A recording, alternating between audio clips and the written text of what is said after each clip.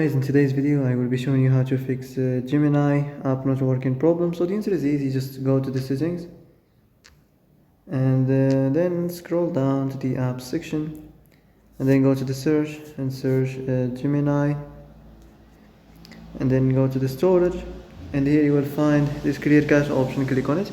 Now you can go check it if it worked, and if it didn't you can try to restart your phone or join the Wi-Fi off and on, or the Bluetooth or the airplane mode. Also you can try to clear data, but be careful. If you clear data, all these applications data will be deleted. This includes all files, the settings, the accounts, the databases, etc. So be careful if you want to clear your data.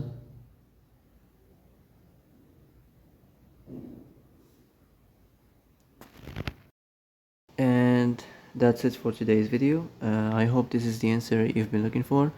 If you like this video, don't forget to like and subscribe, and see you in the next video. Thanks for watching.